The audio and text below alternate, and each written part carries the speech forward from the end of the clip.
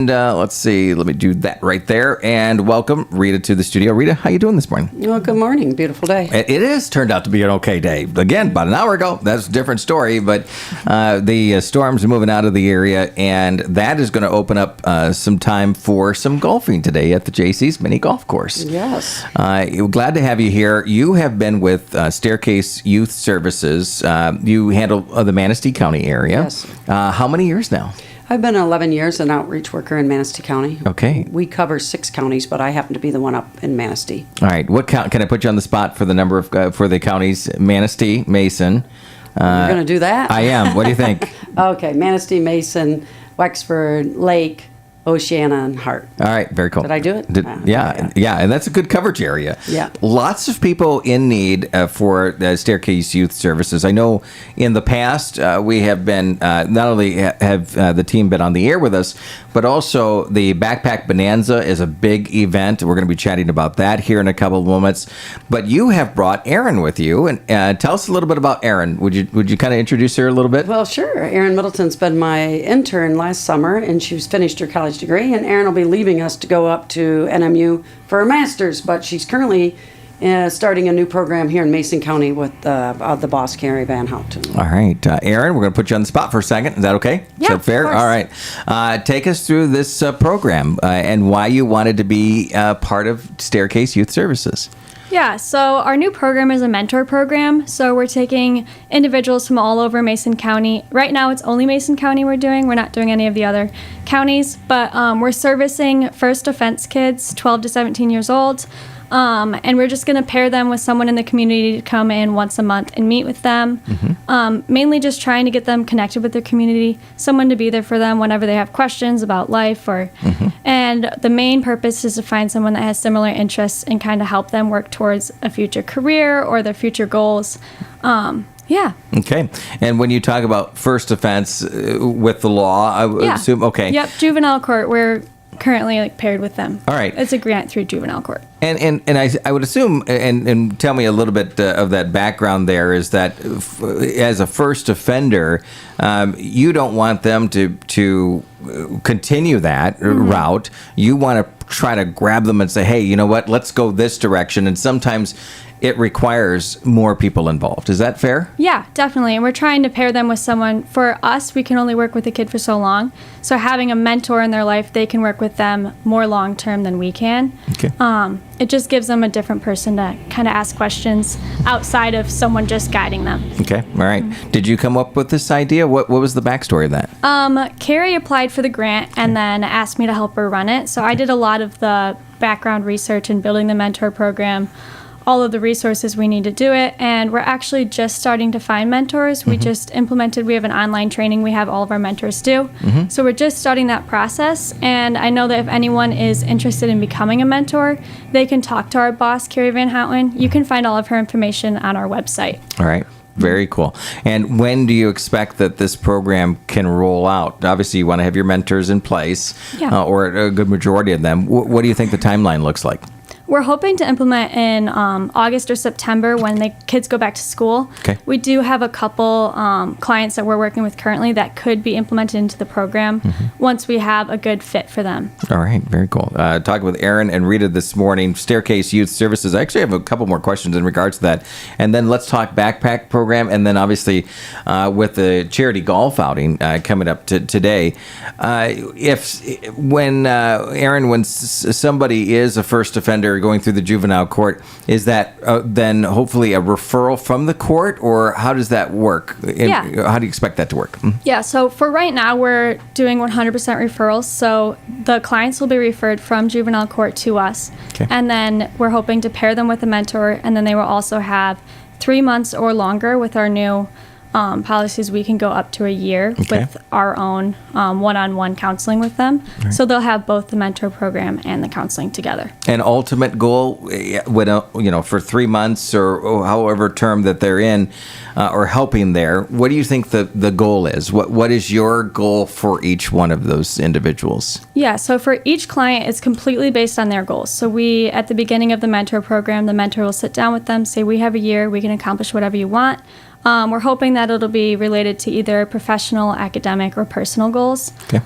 It's very much open to what they want. And same thing for our one-on-one counseling. That's our main goal. We don't want to pick what they want to do. All right, by just having those conversations with them, that Right. kind of you build that platform with them. So Exactly. that's good. Rita, Staircase Youth Services in general, take us through I mean, obviously we had a sample of what of a program that Erin is trying to roll out and looking forward to rolling out. But Staircase Youth Services in general, take us through if people don't know what that is. Yeah, it's interesting how many people still don't know what Staircase Youth Services is. We work with youth 12 to 23. We have two different programs. We have our outreach program, which is the younger ones under 18, 12 to 18 years old. And the goals are chosen by the youth. Okay. And we help remove barriers for their success, whether it's academic, if they want to get a job, if they want to do whatever, or they just need someone to talk to. They're dealing with peer pressures or issues in school. But we help remove the barriers and support them in getting on. And families, sometimes there's conflicts in the family. We sometimes run away. We have a host home program, much like you would take in an exchange student from Japan, but you could take an exchange student in from your county through our agency. Oh, wow. And it's quite a simple process where we do the background checks and we meet with somebody. If somebody was interested in giving somebody a place to stay. In the past, historically, I've had youth that maybe the parents moved away their senior year. They had nowhere to go or no one to stay with, and they really wanted to stay in the county, or there was a significant conflict in the home, and they went and stayed with someone, and that can be up to a year. Okay. And the goal of that is to just give them some time to finish their academics or move on to whatever the next is, and up to 18 months for a host home if needed. But mostly it's usually up to a year. And then the outreach program, we go into every school in the counties and we meet with any youth that are going through anything, and then we'll work with the families to help them. Okay. Do you mind sharing? Obviously, we can't get detailed about specific individuals, but there has to be some really amazing success stories from this program. Do you mind sharing at least one of them with us? Yeah, I mean, there's the easier ones are the younger ones that we can meet with weekly and say, hey, let's get into a sport, and oftentimes let's do something that really support them and removing that barrier of being shy or being bullied or whatever to do their first time event or activity or join something for positive, relationships with other adults and other youth.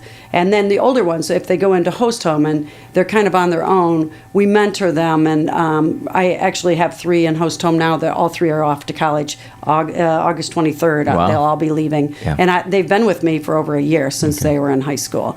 And they happened to find really good host homes that were super supportive and helped them with their goals. And historically, we haven't worked with juvenile court kids. That was separate. And now Mason County is coming up with this new program, which I think will be good, that they will have a mentorship program where sometimes it just takes one positive adult in a youth's life and it'll change the whole story. That's pretty powerful for sure. It has to be rewarding for you as well and the team to be able to see these successes and the progress that is made. And you've seen that over the years. Yeah, it is really impressive. It's like they don't realize how much they grew sometimes when they're in it and they're in the trenches, and then they come out and I'm like, look at you now, look at how well you're doing. It makes me really proud. And yeah, I've had a really great year with the kids I've worked with, but then I've had kids who start with me and then they haven't made an appointment in 3 weeks, and it's like, hey, I thought you had these goals, where are you? Come on back to us. And our services are free and voluntary. That's the thing. Parents will be like, no, I want to sign my kid up for this. Your youth needs to tell us they want to do this. Okay. Because you can drag the horse to the water. Yep. Yeah, can't make them drink. If you're just joining us, Rita and Erin from Staircase Youth Services in the studio with us. Erin, you're going back to NMU. You're going to NMU for your master's. From your angle, from a college student standpoint, do you see that there is a benefit for college students, younger adults, in the sense to be connected with these youth, to be able to, give them a start, see how they might be faltering here, and say, you know what, let's get you on the right path. Is there that connection when it comes to young adults, and do you see young adults in college wanting to be involved in programs like this? Yes, definitely. Actually, when did my undergrad at Central Michigan University, and there's a program called Big Brothers Big Sisters. We don't have it up here, but I was involved in it, and I had several friends that did it, and several other similar type programs. But everyone loved to be connected with the youth, especially because it's so easy to create a relationship with them. Yeah. A lot of things in common, kind of similar ages, but enough of a gap to have that authority over them if you need to. So I think it definitely gives a whole new perspective for the kids to see that, like, I could do this in a couple years, and it's not so far reached to be like, oh, they've had a whole career, how am I supposed to get there? Yeah. Like, we're just starting out, and they can see the gap to get there. And you're planning on being a social worker. Yes. So I'm going to have you put your future social work hat on for just a moment.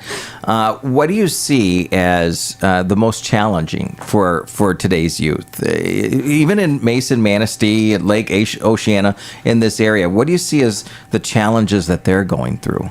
I would definitely say there's tons of challenges, but I think one of the biggest ones is just being able to connect to their community, especially if they live in rural areas, getting back into the city or being able to get to programming that's helpful for them, and just finding like the resources to do that, especially if their parents or their family is struggling already. Getting them to do that is just such a barrier. Yeah, absolutely. And you don't want that distance to be, the challenge. You know, we have single parents out there. We have single car, one car families and such, and it can or no cars in some cases, and it can be difficult.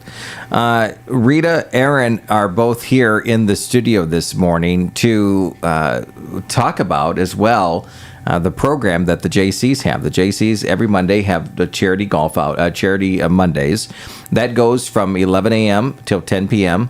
And that's an opportunity for us to go out there and to do some mini golfing with 30% of what we spend to go back to the program. So, Rita, I ask you, some of the costs, or not actually costs, but those funds that come from the charity golf outing, how does that help the Staircase Youth Services? Yeah, that's a good question. It helps a lot. And thanks to the JCs for supporting us and have supported us in the past. Those resources, we have funding for the basics to get us out there to meet with the youth. We don't have funding to, for instance, help remove a barrier of getting them the transportation to and from programming. Okay. Any of the extras, I have 3 youth that are in host home. It's their birthday. You know what I mean? Like, there's some resources available if we have the money to do the extras that you want to do for someone. And that money, to remove barriers for a family is, I've paid for everything from laundry at the laundromat for a family to get them, or even just a youth who's in a housing and he's couch surfing. We go do the laundry together. Well, laundry's expensive. Yeah. And so all those little things, they add up. And we do not have the funding for that. That's not written into anything. So all the extra funds that we get through Staircase Youth Services, we use to remove barriers to help these kids just be successful. Yeah, that's, you said it very well, because the idea that when you pile on finances and issues and bills and such, that kind of, Erin, that takes their eye off the ball, doesn't it? And so you want to be able to make sure that they're able to focus on that. What have you learned? Now you've interned. Now you're leading a program. What have you learned about Staircase Youth Services and how valuable it is for the community? When I came here, I didn't actually know what Staircase Youth Services was until I started working with Rita. But we run a summer program for 12 and 13-year-olds. That's what I interned last year and then helped her with this year also. Just in that program alone, I learned a lot about like what impact the kids can have on each other. Because we were there to support them, but we also wanted them to be able to meet each other because they're all from different counties and understand that everyone's going through their own thing, but no matter what, they can be there for each other. And this year they would come in and they would hang out and just be friends and learn about like what peer pressure can do for them and all of these different like aspects that affect them, especially as they head into middle school. It's a very strange time for a lot of kids. So I just think that it's just beyond having us help, but having them understand that other people are there to help them. Absolutely. It's vertical and horizontal in that sense. Today, mini golf course, JC's, 11 a.m. to 10 p.m. Come on down. Golf, contribute to Staircase Youth Services. And there's a big event that comes up in August, August 14th. And that's at the Ludington area JC's. That is that backpack bonanza. And each year, it seems like the number of backpacks in just not only just a couple, like leaps, because there's so much attention on this program. Yeah, it's a great program that is happening here in Mason County. You can come down. We have 425 backpacks generously donated by donors from the county. Each hole of the course, 18 holes, there's another back-to-school item for school-age kids. Kindergarten to 12th grade. Wow. You must be present with the youth this year. That's a little different. You can't pick one up for somebody who didn't make it. Come on down with your kids. It's a family event. It goes quickly. They get to golf, and each hole they get a little present for back to school. They leave there with a full backpack ready to go. Isn't that incredible? Especially with the cost of school supplies. Absolutely. Every year going up. Rita, I'll ask this question to you. Erin, same idea. Put you on the spot for just one more moment. Anything that we missed talking about with Staircase Youth Services that's important to get across this morning? If you're a parent and you're listening to this and you're struggling with your youth, 12 to 23 even, if you have someone that's failure to launch, they're at home, they don't have jobs, they don't know what they're doing, they don't know the next, you could give us a call at Staircase Youth Services. We have all 6 counties, and we could meet with the youth and see what their goals might be and how we could support them in getting going. Okay. Sometimes they just need a start, and then they go from one thing, I got a job, now I'm getting my license. It just got to start somewhere. It's absolutely, for sure. Erin, we'll leave the last note to you, the message this morning.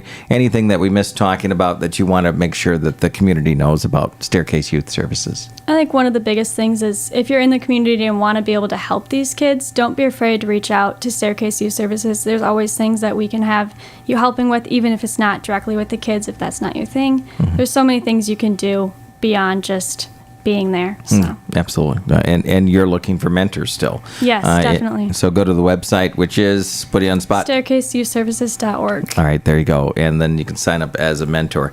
Hopefully we'll see this program expand outside of Mason County and through all 6 counties. It sounds like you're on a great start, and congratulations. And thanks for giving back to those here in Mason County. I would assume that, or can I assume that as soon as you get your social worker degree, you're going to come back and contribute here potentially? That's definitely a possibility as long as I don't fall in love in Marquette. And it's nice up there. All right. The UP is great. All right. For the two of you, we appreciate both of you coming in this morning. Thanks.